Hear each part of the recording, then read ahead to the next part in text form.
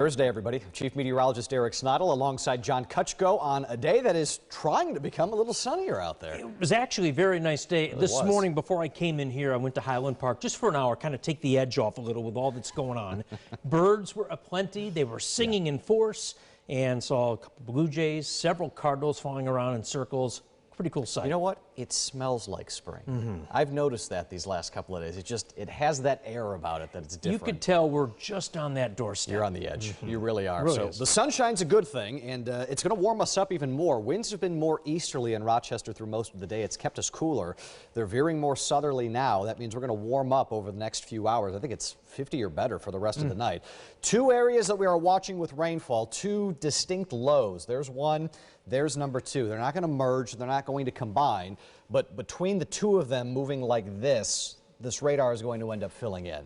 So it's a rainy night ahead, or really more accurately, a rainy early tomorrow morning. Sure. I think most of the first part of the night is probably dry. This takes you now to about 5 o'clock, so early birds by that point. Scattered showers are there. I'm more watching this. This is the cold front right here. That's from Toronto to about, I would say, Erie, PA by that point. That front should be right over Rochester 8 to 8:30 in the morning. All right. The important part with that is that's your heaviest rainfall and likely your strongest wind gust too, but it's narrow. You see, it's a quick hitting deal. Sure. Think like squall line in the summertime kind of a deal. It's not going to be severe or anything like that, but it does not last that long.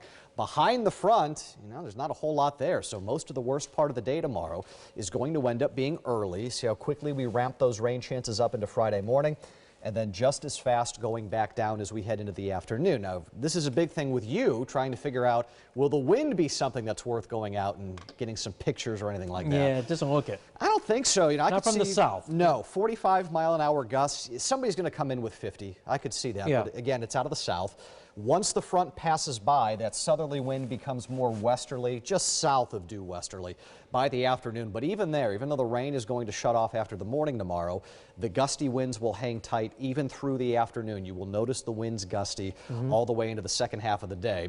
This is the actual raw model data. By midnight tonight, you've got 36 in Geneseo, 34 in Batavia. The strongest of the wind gusts with the front early in the morning, and you still see that southerly flow.